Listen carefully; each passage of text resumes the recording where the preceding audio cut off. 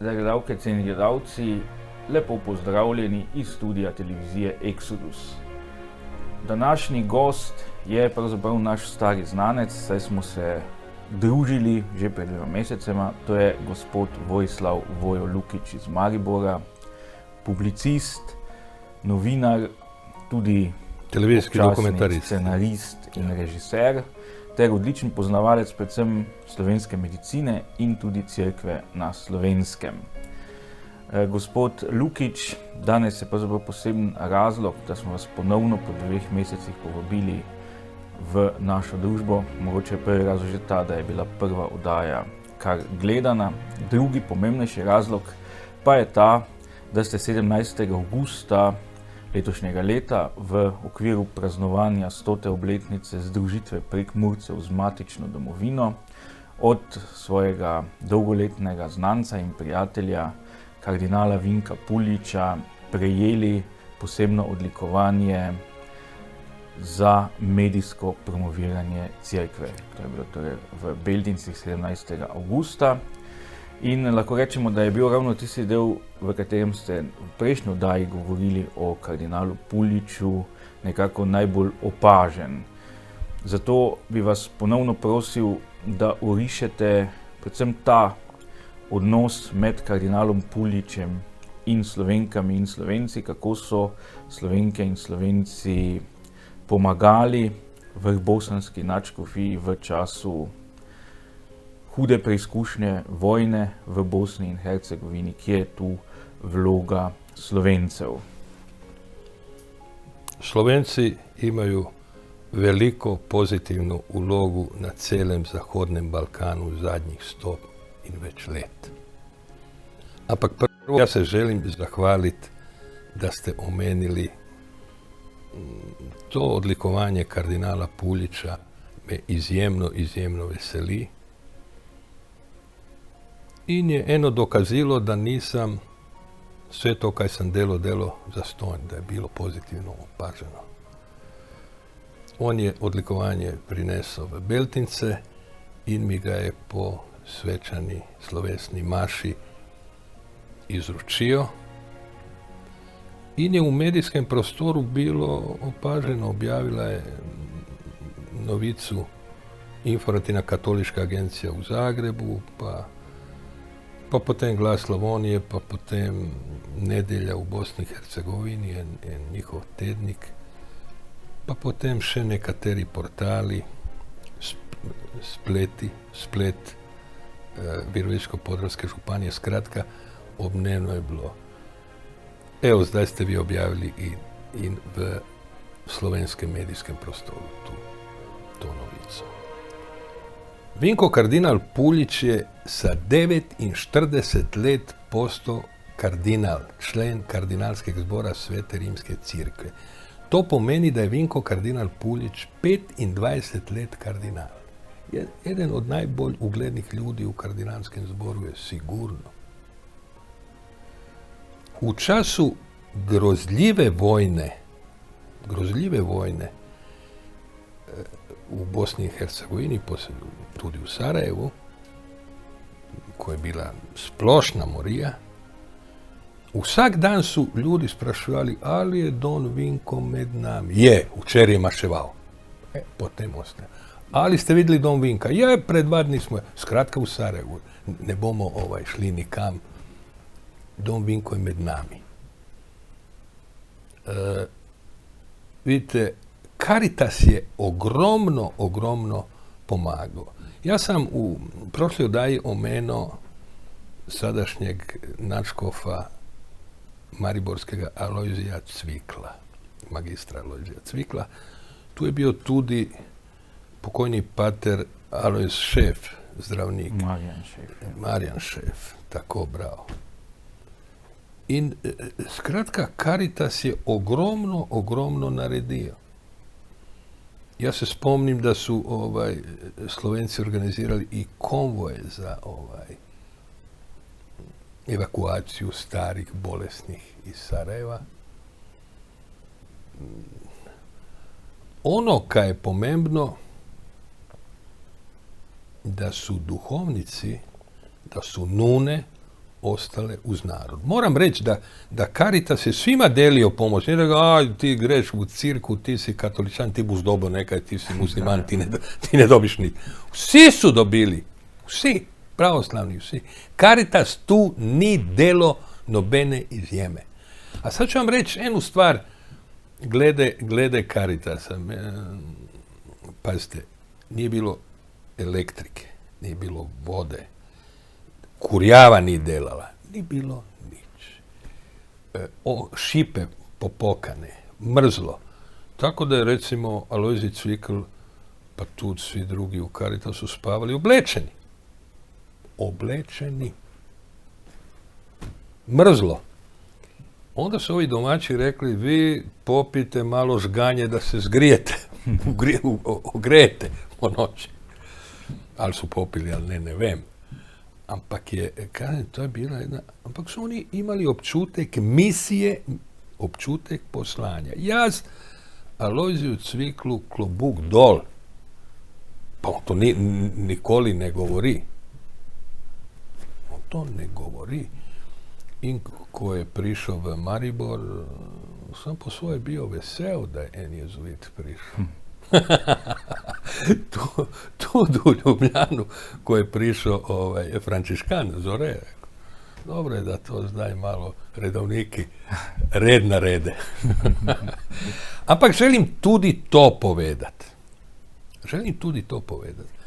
Sestra Marijana je delala v nadškofijskem ordinarijatu Kaptol 7 v Sarajevu.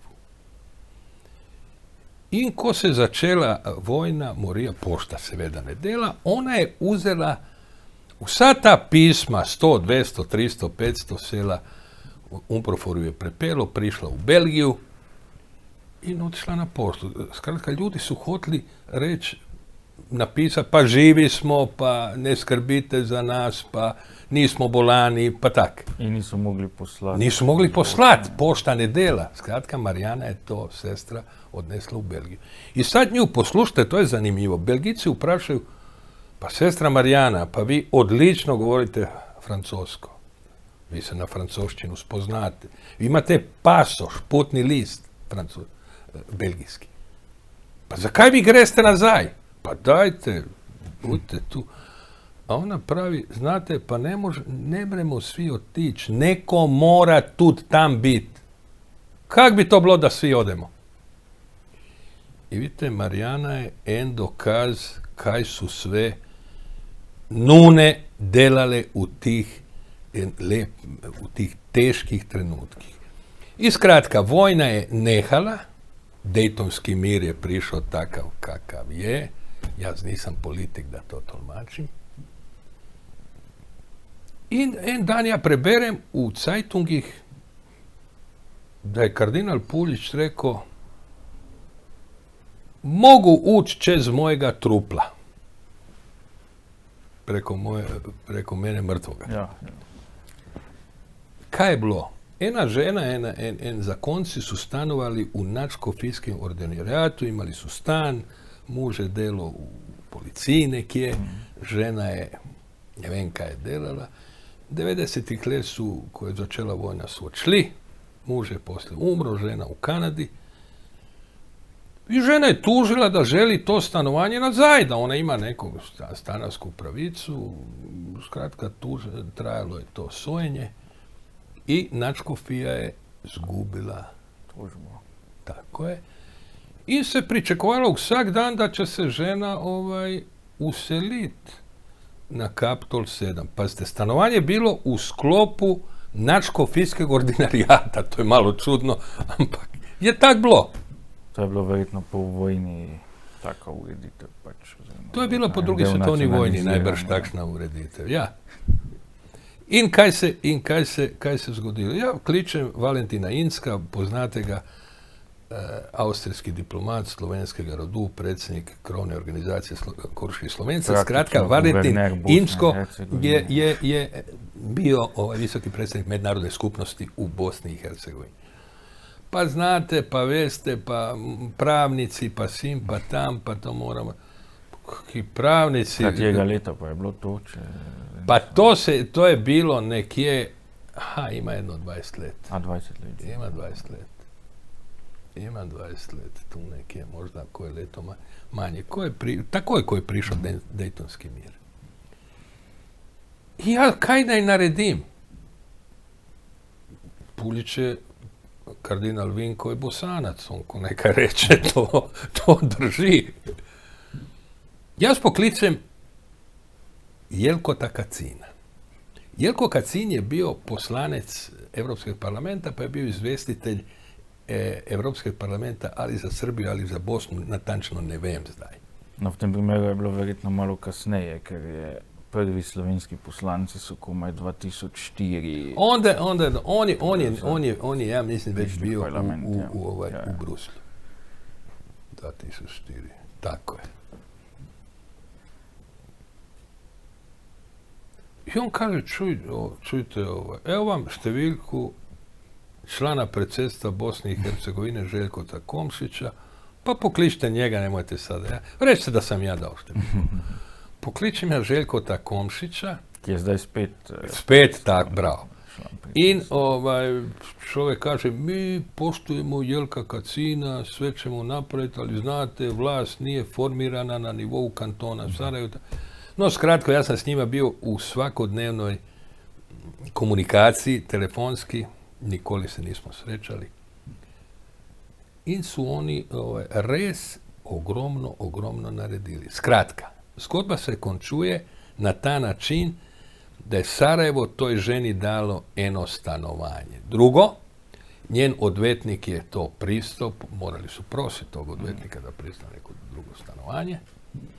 Tako da je to stanovanje ostalo u Načkofijskim ordinerijatu u Sarajevu.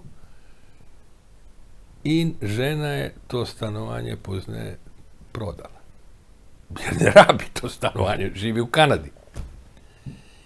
I tako se je taj dogode končao. Znate, ta cirkev v Bosni i Hercegovini je mučenska cirkev.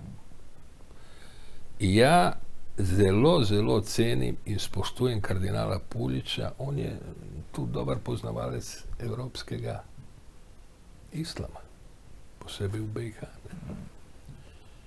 Vi veste da je papež Frančišek iz Sarajeva pred nekaj let uputio onaj veliki apel za mir celem svetu. Vse smo prenašali. No, ste prenašali. Frančišek rekao, slušaj, dolazim k tebi, ne znam, za toliko pa toliko. Tako da, oni su imaju jedan zelo dobar, očitno zelo dobar stik i kažem, to je mučenska cirka kod, recimo, da se klanjaš zdaj, ja vedno kažem, Načkofu Babilona u Iraku. Mislite, kaj su ti ljudi trpeli u Erbilu, u Mosulu, grozota.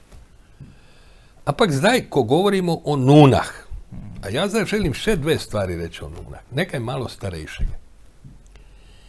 45. leta Novosadska bolnišnica, vojaška. Ranjenika ogromno not. Rabiš preveze, jedna grozljiva situacija, nego seblja praktički ni, ali malo. Ljudi haluciniraju, ljudi su u teškom psihofizičkom stanju, kak bi to danas rekli.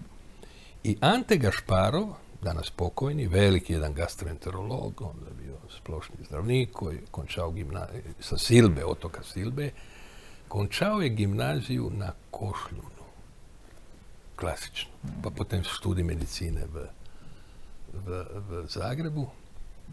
On dolazi s ovim pretpostavljanjem, nekakav politički komesar.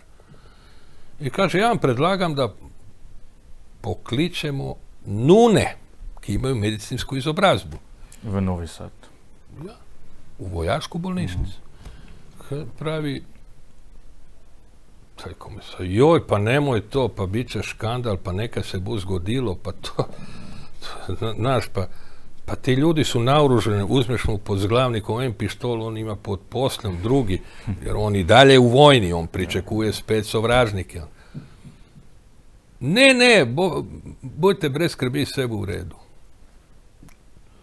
Toni, to je na tvoju odgovornost. Sad, to nije zdravnik, ne možeš mu reći da ne, a opet se boje da ne bu škandala.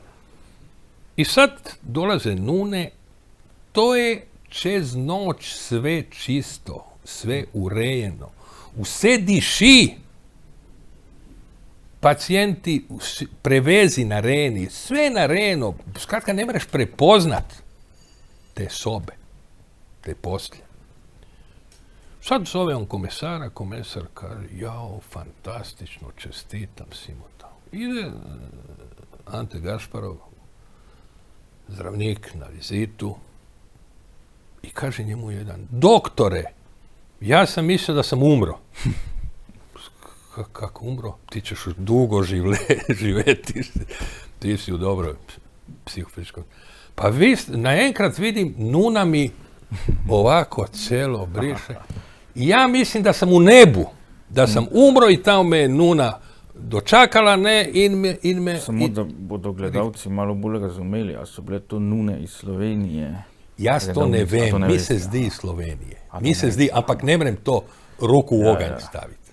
To mi ni onda bilo toliko pomembno. No, seveda ne, ampak vseeno. Mi se zdi iz Slovenije, ampak to je ena druga zgodba, zakaj so odšli iz Slovenije, to sad ne bi o tem. Ampak hoću to povedati. Človek kaže, ja sam mislio da sam u nebu, da sam umro, vidim nuna, vidim onako, in je res su te nune odigraju veliku ulogu. Sad moramo meni še eno nuno, se piše sestra Labore u Mariboru. No, to jo poznam, mislim se i župljani stolne župnije smo jo poznali. Tako ste poznali vsi sestra Labore, delala je u stolni župniji svetega Janeza Krstnika pri Lipovšku. Ona je bila u Smederevu. I ona rekla, veste kaj, pa ni bilo terenca, ni bilo nobenega prevoza. Znate kako smo išli k pacijentom? Na konjih. Zima, nema zdravnika. Skratka, Labore dela negu, diagnostiku, terapiju, vse. Ljudi su bili izjemno hvaležni. Bilo je dana po zimi ko nije bilo tu nobeneg prevoza. Na konje i sad odi. Nekakav partus, porod se dogaja, ali ne vem kaj. Evo vidite, to je sestra Labore. A sad ću vam še enu sestru omeniti. No, mogoče bi zdaj se pomaknila malo naprej, zato ker oddaja teče. Torej, kardinal Pulič je zdaj popeljal do Sarajeva, do vojne v Bosni, do vloge Slovenk in Slovencev pri teh procesih. In še en drugačen del sveta je, kjer so Slovenci odigrali veliko vlogo, to je pa Madagaskar, ki je ravno zdaj v središču svetovne pozornosti zaradi nedavnega obiska papeža Janeza Pavla II. In kako ste vi kot novinar doživljali nastajanje tega madagaskarskega čudeža pod vodstvom Petra Opeke, torej Akamasuje, mesta prijateljev? Kako ste spremljali Gledajte, ja prvo moram reći jednu stvar. Ja sam iz vaših komentarja saznao da je agnostika neuradno 50%, uradno ih je 10%. Ne, to niso agnostiki, ampak pripadniki domačih vrstev. To je bistvena razlika. Agnosticizem je v bistvu evropski pojav. Tako. Agnosticizma praktično, razen med tistimi, ki se šolajo v tujini, ni. Ja sam bio presenečen ko ste to povedali. Ampak glede Petra Opeke, to je res en čudež. In sad ću vam nekaj povedat on je dobio 2013 nagradu Evropske akademije znanosti i umetnosti za strpnost. To je ta akademija, ki ima sedež v Salzburgu. Ima sedež v Salzburgu. U Salzburgu. Predlagao ga je doktor bibličkih znanosti, doktor filozofije, doktor teologije, doktor zgodovine religijske antropologije. To je samo en tak človek. Tako je, Jože Krašovec. Jože Krašovec, jedan od najbolj izobraženih ljudi u svijetu formalno. Jože Krašovec je ogromno energije uložio da Peter Opeka dobi 2013 to priznanje. Sad, poslušajte me, moramo se zavedati da je prvi nagrajenec bio župan Jeruzalema Tedi Kolek. Ki je bil župan, mislim, da blizu 30 let. Mađarski žid. 1997. leta Tedi Kolek. Skratka, to je zelo, zelo pomembno priznanje. In je Jože Krašovec ogromno energije uložio da ga Peter Opeka dobi in mu je baje predsjednik akademije Felix Unger povedal, zdaj smo to naredili, toliko si to isko, toliko si inzistirao na tem. In je to bilo narejeno. Ko govorimo o Evropski akademiji znanosti in umetnosti u Salzburgu, moramo se zavedati da je ugledan člen Evropske akademije Boštjan Žekš, Ludvik Toplak. Od naših članov. Tako, od Slovenca. Slovenija ima veliko članov s obzirom na število prebivalstva. In je to še eno dokazilo velikega ugleda tudi v znanosti, koji Slovenci uživaju. Jaz sam rekao, 43 rektora Dunajske univerze su slovenskega rodu. Vidite, zdaj moram, ko sam omenil Ludvika Toplaka, še neke stvari reči o tem izjemnem intelektualcu, humanistu. Ampak mogoče preden greva na to, da se čisto ne odmakneva od Petra Opeke. Zdaj, vi ste pravzaprav prikazali ta podelitev, kot da je akademija oklevala.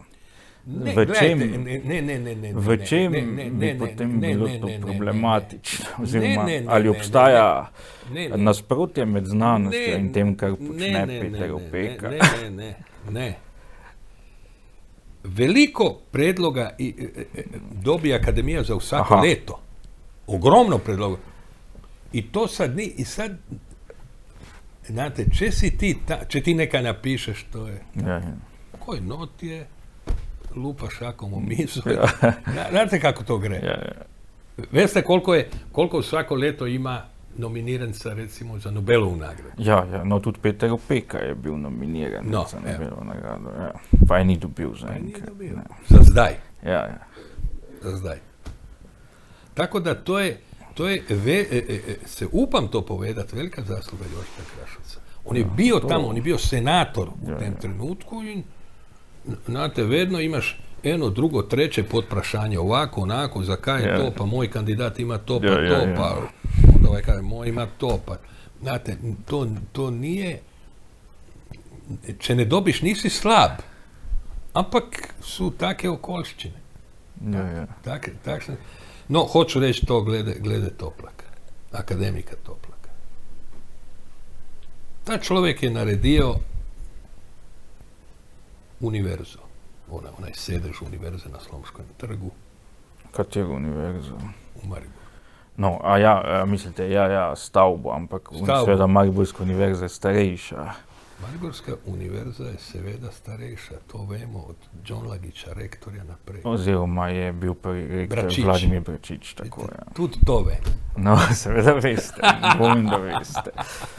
Bračič. Samo da ni nesporazumno, torej stavbo, mislite, je tja preselil rektorat. On je preselio rektorat i pripeljao velikega dunajskega arhitekta Podreko. Kje sicer Slovenec, eto vidite, vrtimo se non stop oko Slovenije. Podreko i on je tu obnovio tu stavbu. Ta stavba sjajno reprezentativno zgleda. Toplak je bio predsjednik Podunavske rektorske konference. Tu je bilo negdje 45 država. I poslušajte me zdaj, to je zelo zanimljivo. On je 45 rektorjev pripelo u Mariborsku stolnicu svetega Janeza Krstnika. 45 rektorjev. Ki so? Neki najbrž prvič slišali o Antonu Martinu Slomšku. Neki prvič.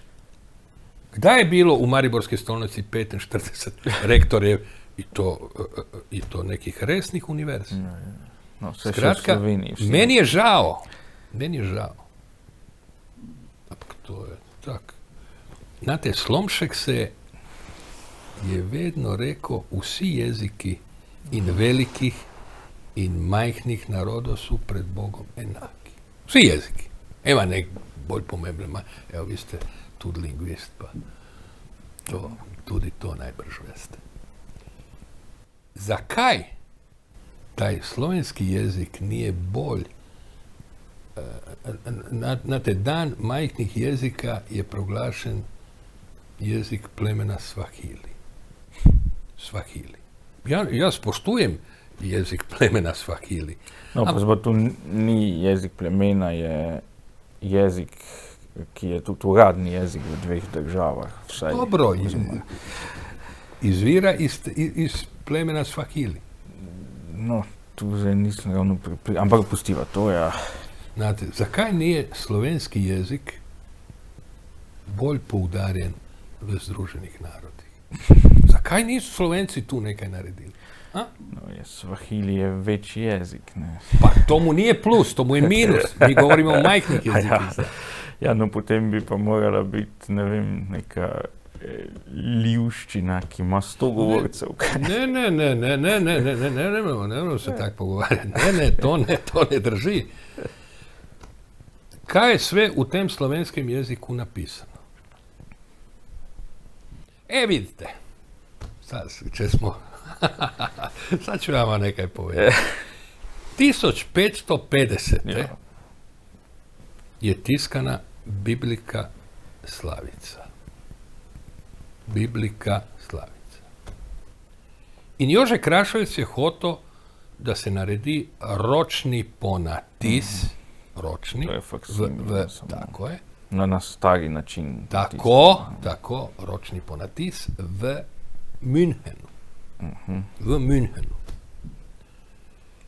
Ampak nije onda bilo denarja. I onda su Nemci rekli, če nije denarja, mi natiskamo. Jaz sem premišljeval, kak mu pomagat, kud, gdje, kak. I odem guvernerju banke Miti Gaspari i kaže, poslušajte me, to in to, zakaj vi u Sloveniji poklanjate, ne znam, ko neko pride, vino, povak, neke stvari. Dajte vi tim uglednicima iz svijeta, podarite Bibliju slovensku. To je zelo lepo darilo i on je pristao. On je rekao, ja, u redu, i prišli tamo Krašovec i onda su se oni izmijenili. I tako je taj projekt bio končan. Ja sam onda imao pravicu, moja nagrada je bila da sam dobio 3 izvoda te Biblije. Ampak kaj, to je bila Dalmatinova Biblija? Ne, to je bila Biblija Slavica. Nemojte mi Dalmatin. Dalmatino je nekaj drugo. To je ne slovenska, ampak starocrkveno-slovanska. Da. Tako da se vidi da su ti Slovenci tamo 1500 nekaj 50. bili zelo pismeni. Dalmatinova je nekaj drugega, spoštujemo. No, to je slovenska, ne? Slovenska, ampak protestantska. Ja. Je tako? No, ampak jo je tudi Hren ohranil za svoje duhovnike. Pa dobro, Hren. Spoštujem ja i Bohorića i sve ja to spoštujem. Ampak hoću ovo reći. Ja sam dobio 3 izvoda. Hrelju spoštujem. 3 izvoda. Ja sam jedan izvod podario Teološki fakulteti u Sarajevu. En izvod Teološki fakulteti u Đakovu. I en izvod sam zdaj podario Evanđeoskem fakultetu v Osijeku koji vodi Slovenc prekmurc Peter Kuzmić. Ja, tako je. ki je profesor biblijskih znanosti na Harvardu u Bostonu. Eto, to je moja Torej, zanimate nobenega izvoda sami. Ne, znate, knjiga mora živeti, a da bi živela jo mora čim več ljudi brat. Znate, to da ti je onako u nekom regalu, pa tako, pa se delaš važen, to ni to. Ja, no zdaj, ko sva že govorila o slovenskem jeziku, kaj vse je v njem nastalo, gotovo ne moreva ponovno mimo Antona Martina Slomška. V teh dneh mineva 20 let od njegove razglasitve za blaženega na Betnavi. Vi ste kot novinar, kot dokumentarist zelo natančno raziskovali Slomškovo življenje in delo. Kako ste doživljali te dogodke pred 20 leti in to njegovo pot do oltarja?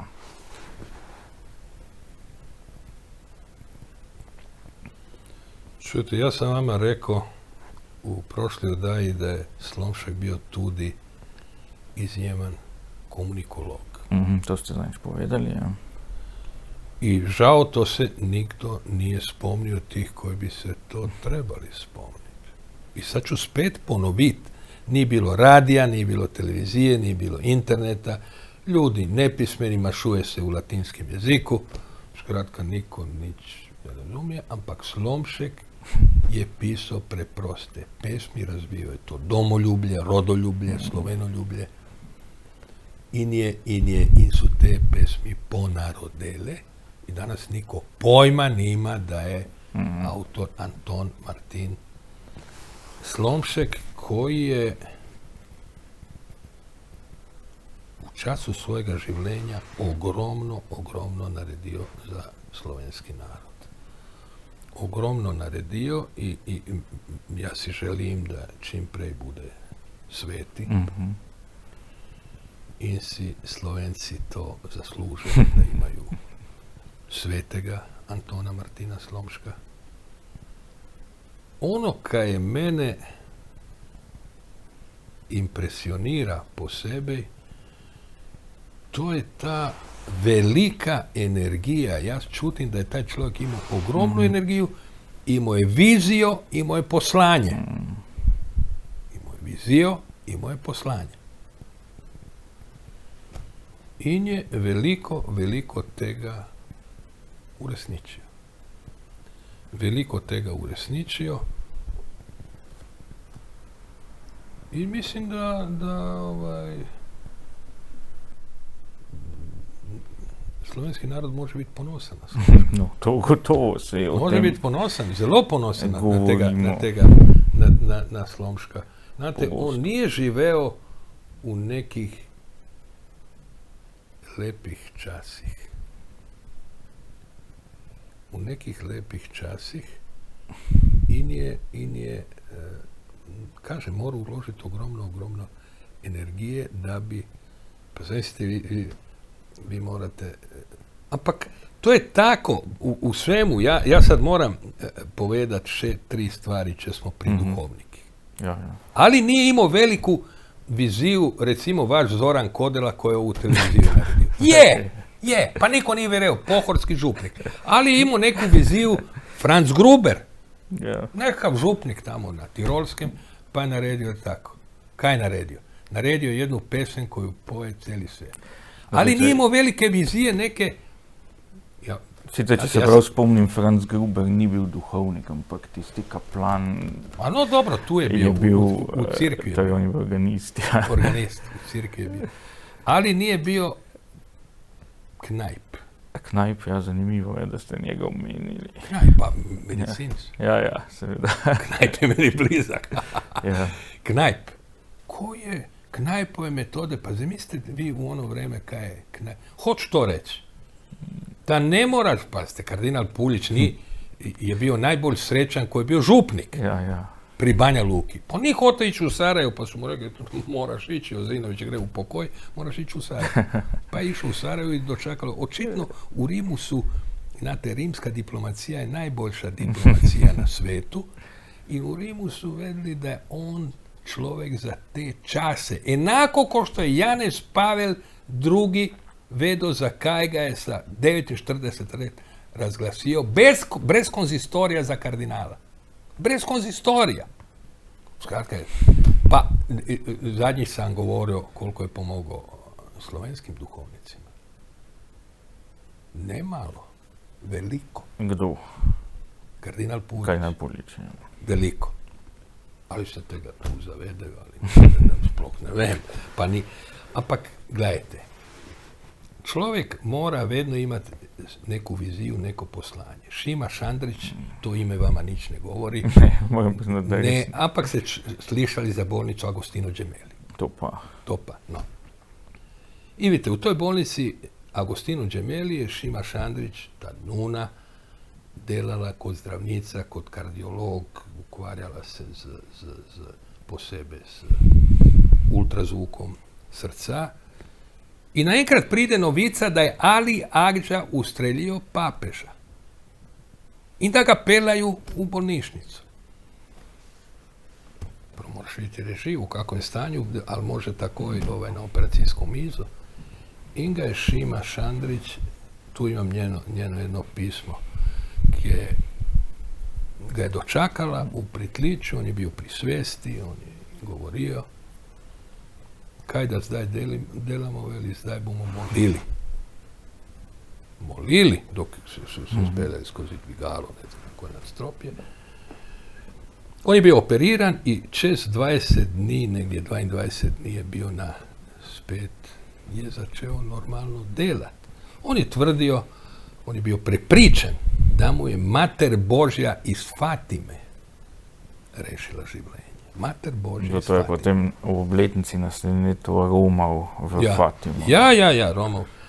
Šima Šandrić ga je u stvari prva tamo dočakala i se kardiološki brinila za njega, skrbela.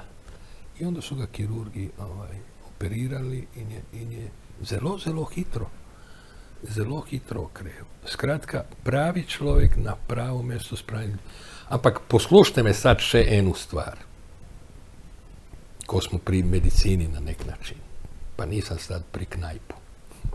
Nego ću vam reći Vukovarska bolnišnica. Ja sam u Vukovarsku bolnišnicu upelo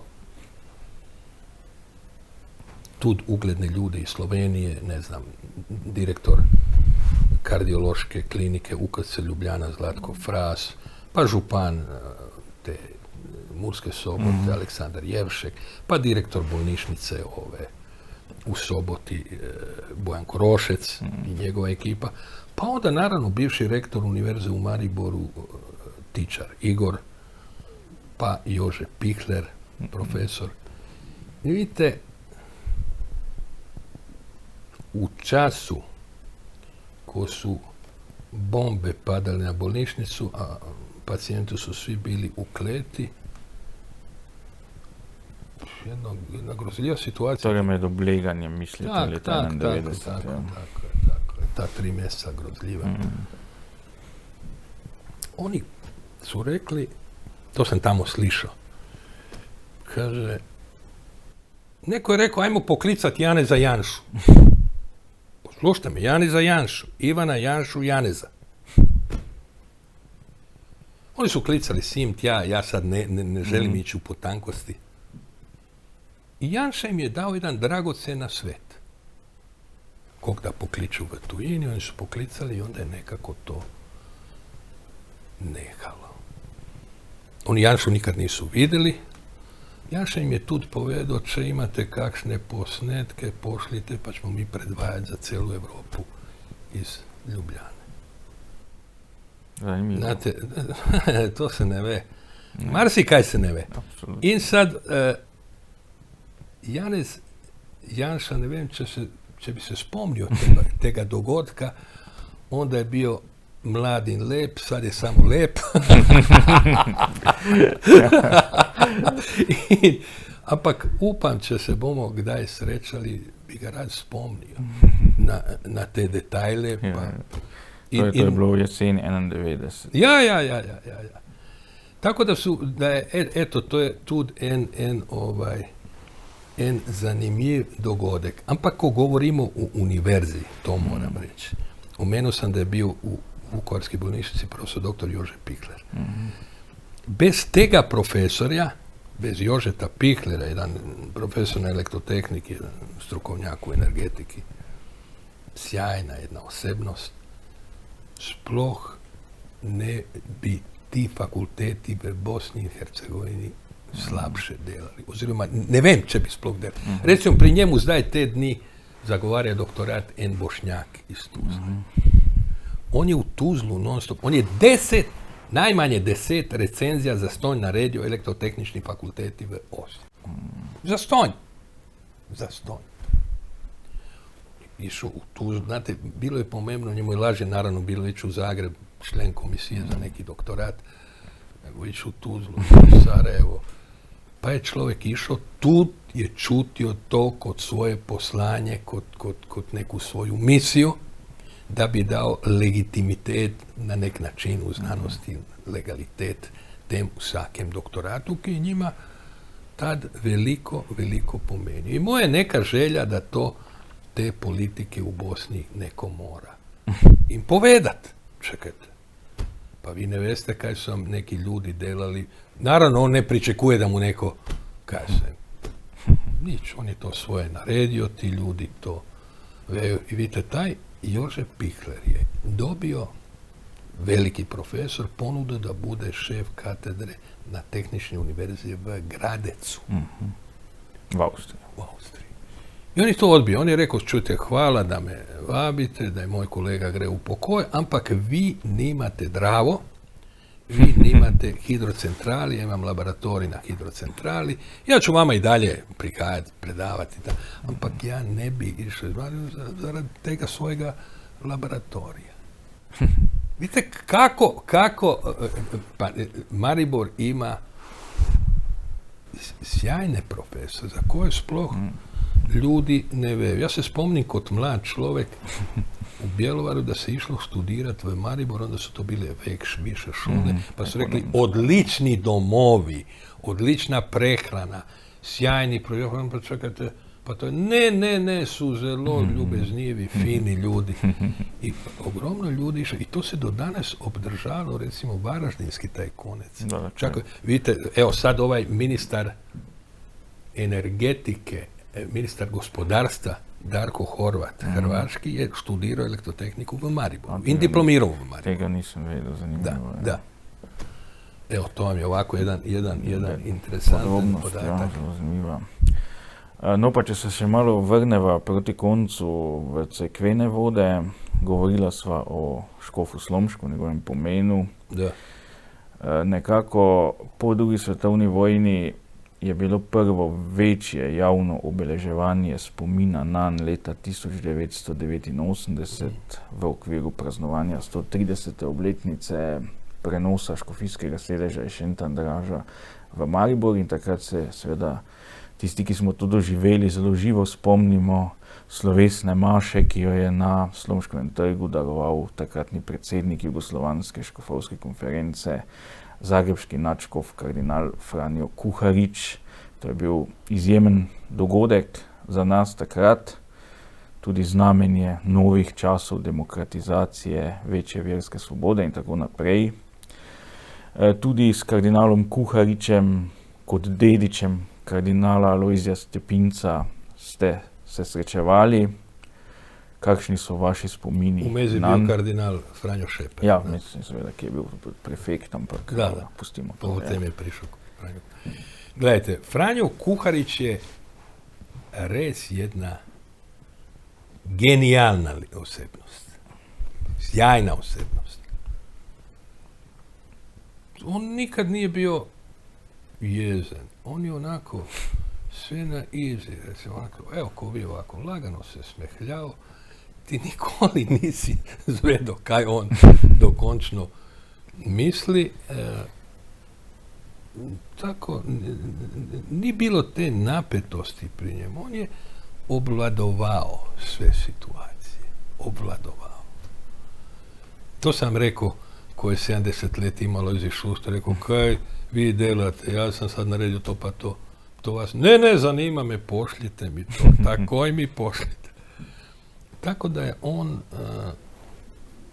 gledajte, 10. februarja, dan Stepinčeve smrti, ne, je vedno bila slovesnost u Zagrebški stolnici, ki je pridigo Kuharić. I te njegove pridige se umnožavali i to su ljudi brali. To nije bilo u Zeitungih, u novinama. Časnikari o tem nisu pisali gotovo nič, ampak narod je to spremljal. Franjo Kuharić nikoli ni govorio o svojih težav, ne vem, jaz sem mu bio simpatičan i tih 10 ali koliko tih intervjua s njim sam objavio, kad drugi nisu, nije ih zanimalo, ne vem. Nekateri su bili že zelo zgodaj, že pred letom 90. Ja, neke sam tu vama poslal, pa ste videli, koje imam.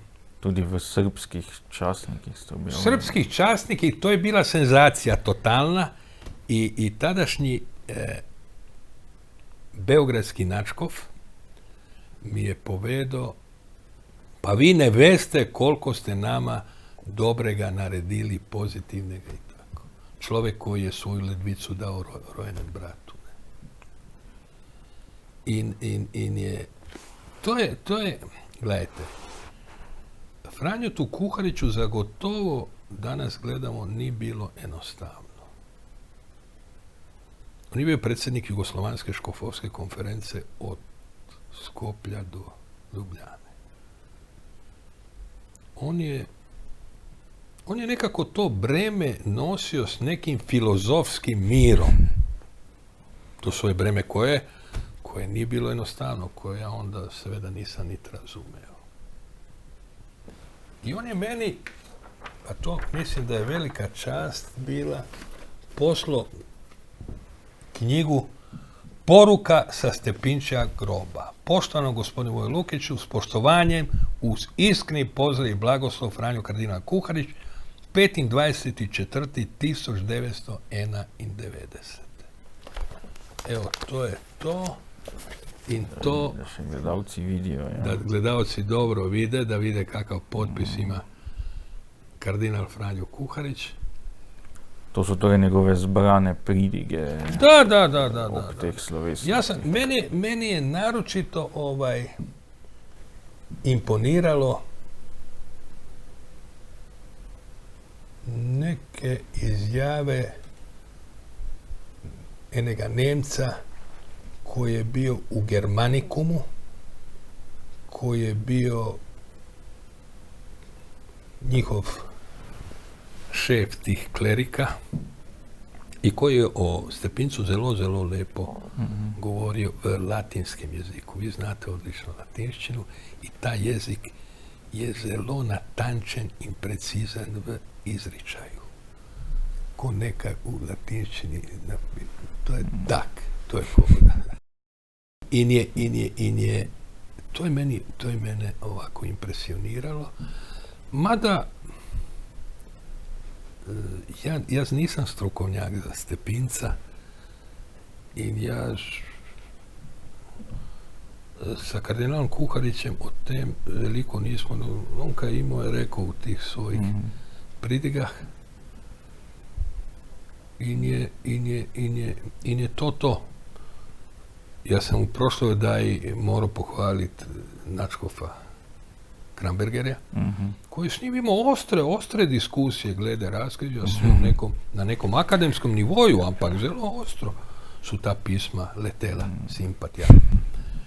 In je tu po končnu držu načkov Franz Kramberger pokazal. To veste, da on hotel medicinu študirati, pa se onda odločil za pravo, pa tu Tunšek je načkov hotel medicinu, pa se odločil potem za teologijo. Ampak, ko smo pri medicini, ja moram še dve stvari reči na hitro. Akademik Bogdan Brecelj, 35 let je bio šef Titova konzilija. In taj človek, ja sam prišao enkrat v sobotah k njemu in vidim ogromno nekih ljudi tam. kdo su ti? To su veli kmetje z Gorenske. Pa kaj delaju tu ob sobota? Pa prišli su, ne znam, na tržnicu svoje predelke prodati. Pa su prišli tu Bogdanu, jednog boli uho, drugog noga, trećeg nos, četvrteg želudec. Ampak oni ne razumiju da taj Bogdan Brecelj je specijalista splošne kirurgije, ortopedije in traumatologije. On se na internu medicinu, na nalezljive bolezni, ne spoda. On je njima, poslušajte me, za stonj davo zdravila, za stonj. Preglede tamo naredio, bio je radiolog Pohar, bila je Martina Klun, sestra, tajnica njegova Martina Klun. In to je, ja se spomnim, enkrat je klicala Pepca Kardelj da ima virozu. Pepca Kardelj očito nije razumela da je on kirurg.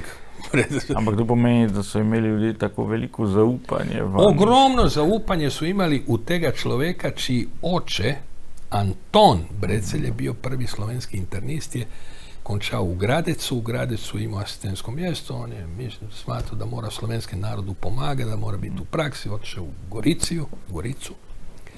I tamo, veste, neki je 30 let je morao napustiti Goricu, prišao u Ljubljanu i 43 leta je umro. Bogdan Brecelj je bio v Partizanih in je interesantno bila jedna ofenziva na Gorenskem i onda je taj kmet sakrio jedan plast koji je ovak bio narejen od kuruze. Tu su oni bili not i sad Nemci idu i lulaju po tem plastu. Ne veju da su ovi not. Jer kaže da su veli, naravno nas bi ubili, kmetiju zažgali, konec. I kaže, evo vidite, taj nam je življenje rešio. Taj neki kmet koji je tamo došao Bogdana, da ga neka je Srbi, nekaj. Vidite kako su ti, skratka, taj Bogdan Brecelj nije gledao na nadure. Nije bilo nikakvog Fidesa, ne vem kaj ni bilo. Razumijete? Dakle, i ta medicina, jednako kot teologija, je neko poslanje, nekakšna misija, ampak dobro, drugi su cajti. Mene ono kaj jezi, a to ću 100krat ponavljati, je, ne morate vi vedeti ali je bolje otkritje penicilina u medicini, ali inzulina. To su, možemo se sad... Ampak ko govoriš o zdravstvu, govori o zdravstvu, ko govoriš o medicini, govoriš o medicini. Ne možeš... Ja sam siguran da većina ljudi sploh ne zna definiciju zdravstva in definiciju medicine. Ampak o tem se govori u javnosti. Enako ko što me mote ekonomski termini, bolnišnica ni tovarna. I nikoli ne... Šola tu, to sam rekao 100krat. Enako kot šola ni tovarna. Gasilci nisu tovarna i nemaju dobičke in izgube. Obstaju neki drugi kriteriji ki so zelo, zelo pomembni. Vidite, jaz moram povedati, da je to non stop govorim. Vidite, rektor Dunajske univerze, Miklošić, pa sam rekao, žena kaže, dobro da ste to napisali, ja pojma nisam imala kdo je Miklošić, svak dan se sprehajam u Ljubljani po Miklošićevoj cesti. To je grozljivo. Pa ste žena zdravnica. Iskreno je povedala, da pojma ni imala kdo je Miklošić. Tud, če smo pri zdravstvu, u balkanskih vojnah su kompletan sanitet na srpski strani vodili Slovenci, nedogi iz Ljutomera, če smo pri Ljutomeru. Miklošić je tudi iz Ljutomera. Nedogi, zdravniki iz Ljutomera. I to je zelo, zelo tud pomembno. Kot da je Šlajmer je tud bio u vojaški bolnišnici v Nišu, vi veste, u Ljubljani je Šlajmerjev sanatorij, tu je zdaj ortopedska klinika. Skratka, Slovenci su ogromno tega naredili, kaj se sploh ne ve. Ja sad ne želim govoriti o časniku politika, da su ribniki. To vemo, recimo, ali marsikaj drugega se ne ve. In ono kaj meni pomembno, da vedno treba delati dobre stvari. Vidite, vi na Exodusu nemate črne kronike. Super! Nimate črne kronike. Nimate nekakve velike, nimate politike. Vi ste približili papeža Frančišeka najširši javnosti. Vaši komentari su čudoviti. In sam rekao, ste moralna drža slovenskega medijskega prostora. I spet moram reći, vaša tehnika, pa to su čarodeji. To su čarodeji, pa ste vi s jednom kamerom predvajate, direktan spored imate i stolnici, ne znam. Pa kdo bi to naredio? Pazite, i vjerojatno ko je Zoran Kodela išao u taj projekt, on je imao občutak neke misije, drugi su išli isto u nekakve projekte, pa je to propadlo, pa sad ja ne želim o tem govoriti.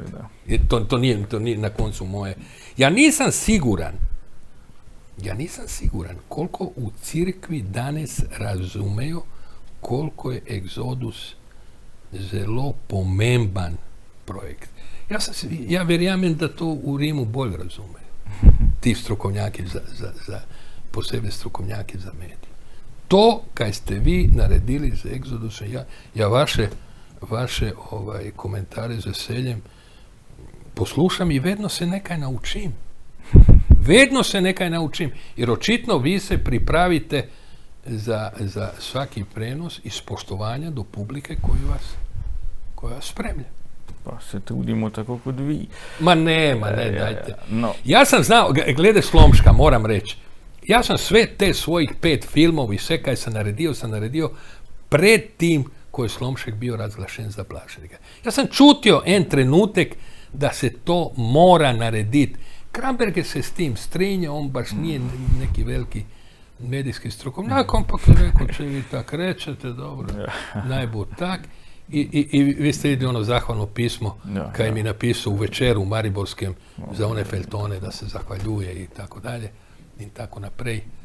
In je to. Skratka sam smatrao da Slomšek mora biti v tisku, v feljtonski obliki. Neki ne veju da su se i romani pisali u feljtonskih obliki. Neki bi to morali naučiti. Da su veliki romani pisani tudi prvo kot feljtoni. Tudi marsikateri, tudi slovenski, seveda. Znate, i to je to. Tudi ti filmi. Ja sam želeo da o Slomšku govore in teologiji neki koji nisu teologiji, pa se, recimo Janko Čar, ki se spoznaju na jezik, to problematiko. In je to imalo odmev u javnosti, mada je to teško bilo prodreći s tim u javnosti. To je ogromno dela bilo. Ja ću vam reći, ja sam prosio televiziju, onda Slovenija, da mi narede, veste one škatle u VHS obliki koji su enega tega filma, in to sam podario Mariborski načkofiji. Moja je želja bila da oni to podarijo ljudima ko pridu iz Argentine, Amerike, Australije, pa ih zanima. Oni su to malo drugače naredili. Pa pustiva, zdaj to začela sva z velikim humanističnim zgledom kardinala Puljiča, zgledom krščanskega pastirja. Govorila sva o vlogi, ki so jo odigrali Slovenci v vojni v Bosni in Hercegovini. Zaključila škofom Slomškom, še z enim zgledom velikega pastirja, in tako naredila neki krog. Hvala, da ste nam ponovno širili obzorja, gospod Vojislav Vojo Lukić. Bilo je zanimivo potovanje skozi različne teme, vse pa je nekako prevevala ta vaša želja, da ljudem predstavite pozitivne zglede, in upam, da nama je to tudi danes uspelo. Hvala lepa. Čujte, vedno treba širiti dobro. Bila mi je prvo čas se pogovoriti z vama in zadovoljstvo. Vedno treba širiti dobro. Zla je preveč na svetu. Zla je preveč. Če možeš dobro, naredi nekaj dobrega, pozitivnega, afirmativnega. Nekaj, kaj je zgled v vsakdanjem življenju. No, in tu sva kar nekaj zgledov izpostavila. Hvala vam za to. Hvala tudi vam, gledalke in gledalci, da ste spremljali ta pogovor in upam, da se vidimo ponovno ob podobni priložnosti. Nasvidenje iz studia televizije Exodus.